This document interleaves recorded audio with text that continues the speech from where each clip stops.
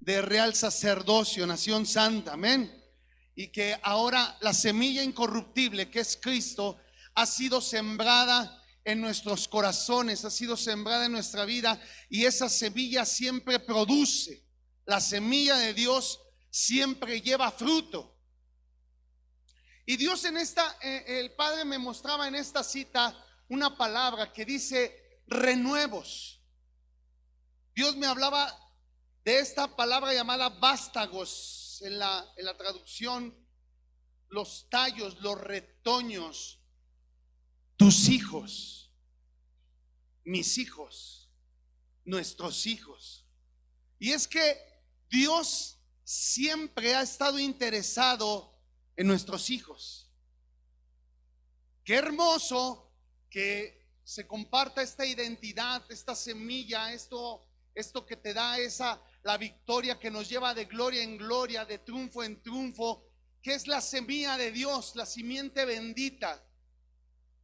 Pero Dios me mostraba lo importante de transmitir este mensaje y esta identidad a nuestros hijos. ¿Cuántos tienen hijos? Levante su mano los que tienen hijos.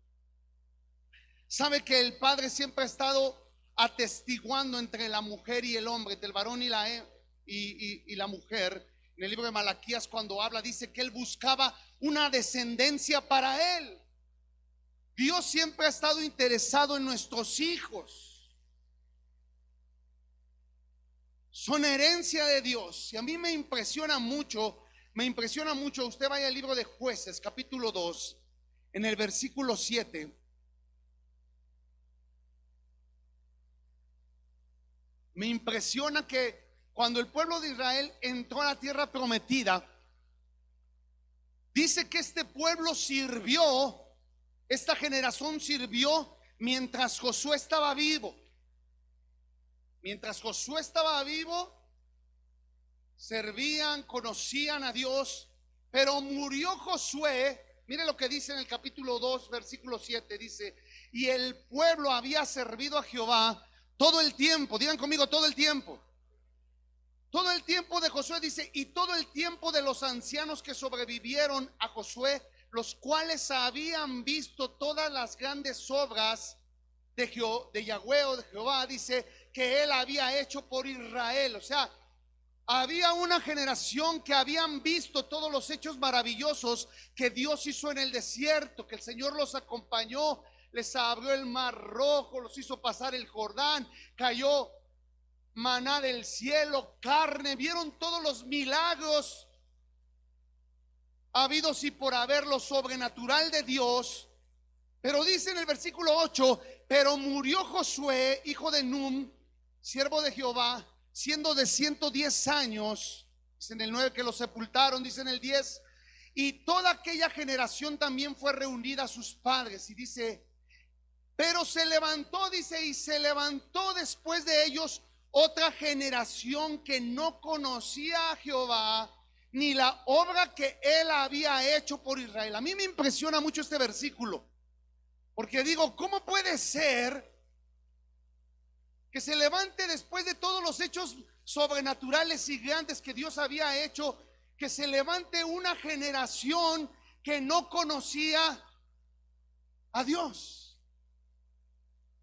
Y si somos sinceros y si somos realistas, cuando se levanta una generación que no conoce los hechos de Yahweh, cuando se levanta una generación que no conoce lo que Dios hizo, lo sobrenatural de Dios en los padres, dígame quién tiene la culpa. Los padres. Se levantó una generación que no conocía a Dios. Y cuando yo leo esto digo, ¿cómo puede ser? Pues si los llevaban a la misma congre. Y por muchos años me ha tocado compartir con generaciones diferentes de jóvenes. He visto jóvenes que van, se casan, regresan. Y ayer me llamaba la atención cuando decía el pastor Israel, Dios tiene un propósito para cada uno de nosotros, pero cuando no nos metimos al plan de Él y las decisiones que tomamos no son las correctas, te puede salir del propósito de Dios.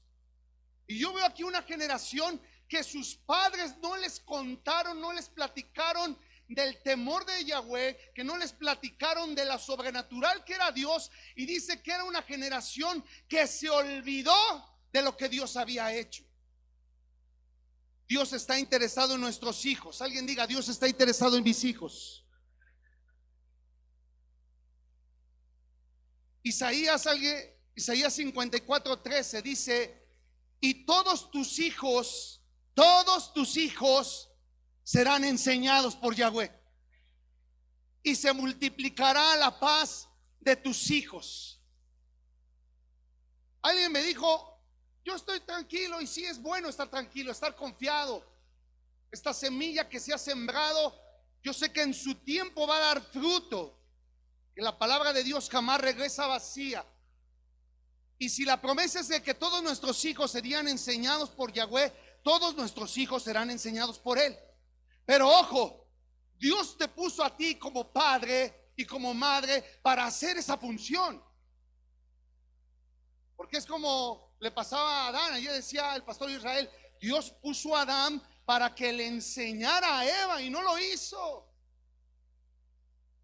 Ahorita estamos viviendo un tiempo donde, como se ha estado hablando, hay una semilla que se está hablando incorrecta a nuestros hijos. Ojo, una semilla que viene del mismo infierno, una semilla que no es la de Dios, y muchos de nuestros hijos muchas veces las están escuchando. ¿Por qué le digo esto? Porque yo soy hijo de pastores. A los 9 años, cuando venimos a Cristo, vimos un milagro en la vida de mi papá al ser sanado de una enfermedad incurable. Muchos lo conocen, el vitiligo. Y después mi mamá de cáncer de colon. Y vimos, yo vi a mis padres como estar a punto del divorcio, de que se odiaban. Yo recuerdo cuando mi papá iba y nos predicaba a la Ciudad de México, y le decía a mi mamá, esposa, Jesús me sanó. Mi papá agarró la palabra de fe, mi papá escuchó el testimonio de sanidad, y de ahí se tomó. Y le decía a Judith: Cristo me sanó. Y mi mamá lo veía manchado y le decía: estás loco, decía, parte del loco. Le decía: mira, tú, Pedro, Juan y todos se van juntos de aquí de la casa. Le aventaba la Biblia. Nosotros crecimos viendo eso como hijos. Cuando vemos el milagro, que un día llega mi papá a la casa y le dice: llegó como cada semana, porque él se había ido a trabajar a Xerox Mexicana en Aguascalientes. Nos visitaba cada 15 días, cada semana. Y un día llega, y yo, sorpresa, que mi mamá lo voltea a ver y lo ve sano, sin manchas. Y dice mi mamá: caray, yo quiero conocer eso que tú estás hablándome. Vamos a Aguascalientes, y ellos empiezan a conocer de la palabra, empiezan a conocer de Cristo. Y como todo niño, como todo hijo, vámonos, hijo. Pues los hijos jalamos donde van los papás. Y a los 9, 10 años empezamos a conocer a Cristo. Pero ojo, yo vi que mis padres fueron creciendo ministerialmente, fueron ejerciendo el ministerio, pero nos descuidaron muchas veces a nosotros. Entonces, mientras a veces mi papá estaba predicando, a lo mejor yo estaba teniendo relaciones ilícitas con otra persona. Mientras mis padres estaban ministrando matrimonios, yo andaba fumando y probando la marihuana, y andaba haciendo otro tipo de cosas con el hijo del pastor. Nos volábamos los carros de la conga y nos íbamos a dar la vuelta a ver qué hacíamos mientras estaban predicando nuestros padres. Entonces, crecimos por mucho tiempo así. Y algo que me llamó la atención ahorita de lo que decía el pastor: la semilla puede estar ahí, pero puede estar dormida. Y yo creo que pasó un tiempo en mi vida donde estuvo dormida a pesar de que recibimos el llamado de Dios. Pero algo que me mostraba el Señor es que muchas veces esos renuevos, esos retoños, esos vástagos que son hermosos, se descuidan. Y Dios ha dicho que no solo tú eres la simiente que está en ti es bendita, sino también la de tus hijos. Cuando Dios ve esto, por eso cuando Dios veía que una generación se había perdida, que usted lee el libro de los jueces, dice que se levantaba un juez, los reanimaba. Salía otra generación que no conocía a Dios, volvía a levantar Dios otro juez, y así sucesivamente. La culpa no era de los jueces, era de los padres que no les enseñaban a sus hijos. Y dice que Dios le dijo, por ejemplo, en Deuteronomio capítulo 6, versículo 6, me impresiona cuando habla estas palabras el Señor a Moisés, y le dice: y estas palabras que yo te mando hoy estarán sobre tu corazón. Alguien dice amén. Alguien tiene la palabra, la semilla en su corazón, la semilla de Cristo. Pero dice: y la repetirás a tus hijos, y hablarás de ellas estando en tu casa y andando por el camino, cuando vayas a acostarte, cuando vayas al Oxxo, cuando vayas a la escuela, cuando vayas al parque, si vas a echar carne asada, si estás viendo una película, se las vas a repetir. Estaba yo viendo el vocablo hebreo repetir y me llamó la atención porque dice que significa afilar, aguzar. Diligentemente, dice, les enseñarás a tus hijos. Diga conmigo: diligentemente. O sea, con mucho cuidado, con tiempo. Hay otra palabra aquí que significaba ahí mismo, que se deriva de impartir con el ejemplo. Y yo dije: ay, no solo les vas a sacar filo, no solo los vas a aguzar, no solo les vas a repetir la palabra diligentemente, no solo vas a sembrar esa semilla incorruptible, no solo sembrar esa identidad, no solo le vas a imponer las manos a tus hijos, sino que también les tienes que impartir con el ejemplo. Bueno, aquí sí dijeron amén. Les vas a impartir con el ejemplo. O sea, si tu hijo ve que tú eres un hombre diezmador, que eres un hombre que siembra, ellos van a repetir el mismo patrón. Si tus hijos ven que tú eres bien marro, como dicen allá, le estamos dejando un legado de miserabilidad a los hijos. Le estás dejando un legado incorrecto. A lo mejor le puedes dejar mucha herencia, mucha lana, pero no le estás dejando un buen legado. Los hijos van a repetir los patrones que ven de los padres. Por eso dice: se los vas a repetir, se los vas a impartir, no solo con la imposición de las manos, sino se lo tienes que impartir con el ejemplo. Y las atarás como una señal en tu mano, dice, y estarán como frontales entre tus ojos, y las escribirás en los postes de tu casa y en tus puertas. Diga conmigo: impartir con el ejemplo. A mí me impresiona algo que el Señor ha desafiado en nuestras vidas ahora que comenzamos el pastorado hace un año. Es que Dios nos dijo: tu casa. Diga: mi casa. Lo que funciona en tu casa va a funcionar en la iglesia. Y Dios me mostraba, por ejemplo, a mí me encanta mucho la historia en segunda de Samuel. Vaya allá, segunda de Samuel capítulo 6. Qué importante es asegurarnos de pasar la estafeta correctamente. Qué importante es asegurarnos de pasar la estafeta correctamente. Usted ha visto a los que corren, cuando pasan la estafeta, van corriendo. Y el que va a recibir la estafeta, ¿cómo va? ¿Está así? Así estaba yo. Y Dios me dijo: te tienes que activar, porque yo te voy a pasar la estafeta. Entonces, nosotros como padres tenemos que estar diligentes, enseñándoles a nuestros hijos, impartiéndoles con el ejemplo que se tienen que activar. Que cuando ellos reciban este legado, esta estafeta, estén ya sirviendo en el Señor, estén trabajando en el Señor. Alguien dice amén. ¿Cuántos quieren ver a sus hijos sirviendo al Señor? ¿Cuántos quieren ver a sus hijos predicando? ¿Cuántos quieren ver a sus hijos ministrando? Y como yo les platico a los jóvenes, cuando les predico a los jóvenes, les digo: mire, en la medida que estás más joven vas a impactar más. Dios va a impactar más. No esperes a que estés tan viejote ni nada. No, hermano, es que yo quiero vivir la vida loca. No, no, no.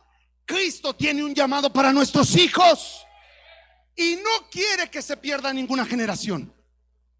Estamos viviendo los últimos tiempos y dice que Él mandaría el espíritu del profeta Elías antes de que viniera el grande terrible del Señor, antes de que venga Cristo, la venida hermosa de mi Señor. Pero dice, para atraer el corazón de los padres hacia los hijos y de los hijos hacia los padres, que no se pierda ninguna generación. ¿Por qué te digo esto? Porque yo vi a muchos de mi generación que se perdieron. Muy pocos. Veo como ejemplo al pastor Israel, su hermano León, mi hermano Carlos, pero muchos que nos juntábamos, muchos que estuvimos ahí, que fue sembrada la semilla, tal vez todavía está dormida y se perdieron generaciones. Y lo peor es que se reproducen los hijos y los mismos patrones se van repitiendo de maldición, cuando ahora Cristo ha sembrado la semilla de bendición en nuestras vidas, y esa semilla se tiene que multiplicar. Esa semilla se tiene que multiplicar en nuestros hijos. ¿Alguien dice amén? Segunda de Samuel 6:1. Yo aprendo mucho de esta historia, porque dice que David traía el arca del pacto nuevamente a Israel. Y dice, David volvió a reunir en el 1 a todos los escogidos de Israel, 30,000. Dice, y se levantó David, dice en el 2, y partió de Baala de Judá con todo el pueblo que tenían consigo, para hacer pasar de allí el arca de Dios, sobre la cual era invocado el nombre de Jehová de los ejércitos, que mora entre los querubines. Dice en el 3, pusieron el arca de Dios sobre un carro nuevo. Diga conmigo, carro nuevo. Y la llevaron a la casa de Abinadab, que estaba en el collado, y Usa y Aio, hijos de Abinadab, guiaban el carro nuevo. Estaba yo viendo cómo en la escritura enseñaba que la presencia de Dios, la que tipifica el arca, tenía que ser cargada por los sacerdotes. Por eso es que ahora usted y yo, que somos sacerdotes de Cristo, llevamos la presencia de Dios dentro de nosotros. ¿Ya? Pero la llevaban. Y dice que la pusieron en un carro nuevo. Quisieron imitar lo que hacían los filisteos. Y ojo, que algo pasó malo. David, en sus emociones, sin consultar a Dios, sin consultar la palabra, empezó a hacer las cosas emocionalmente. Dijo, así se va a ver más chido, así se va a ver más padre, como decía ahorita el hermano. Dice en el 4, y cuando lo llevaban a la casa de Abinadab, porque dice que por 70 años estuvo el arca del pacto, estuvo dispersa de aquí para allá, y cuando llegó a casa de Abinadab, dice el libro de los Salmos que era descuidada, no se cuidó la presencia de Dios como se debía cuidar. Hay mucha enseñanza. Dice en el 5, y David y toda la casa de Israel danzaban delante de Jehová con toda clase de instrumentos de madera, de haya, con arpas, salterios, panderos, flautas, címbalos, con todo. Y dice que cuando llegaron a la era de Nacón, Usa extendió su mano al arca de Dios y la sostuvo, porque los bueyes se tropezaron. Era la presencia de Dios. Nadie la podía tocar. Quisieron hacerlo en sus fuerzas. Quisieron ministrar la presencia, ayudarle a Dios. Y dice en el versículo 7, y el furor de Jehová se encendió contra Usa, y lo hirió allí Dios por aquella temeridad, y cayó allí muerto junto al arca de Dios. Oiga, qué onda. Estaban todos acá, danzaré en el. Pero ojo, lo estaban ellos. David no consultó a Dios, no consultó la palabra de Dios, empezó a hacer cosas en sus fuerzas. Así es cuando pasa, cuando ministramos la presencia de Dios en nuestras fuerzas. Dios quiere que ministremos en las fuerzas de la gracia de Dios. Y dice que pasó algo fuerte ahí, murió Usa. Y dice en el 8, y se entristeció David por haber herido Jehová a Usa, y fue llamado a aquel lugar Perezús hasta hoy. Dice en el 9, y temiendo David a Jehová aquel día, dijo, ¿cómo ha de venir a mí el arca de Jehová? O sea, entró temor. Cuando uno no entiende, como decían ayer, la identidad que Dios nos ha dado, cuando no entendemos que la semilla de Dios que ha sido sembrada en nosotros nos da el acceso a la presencia de Dios, por eso es que no te tienes que sentir indigno.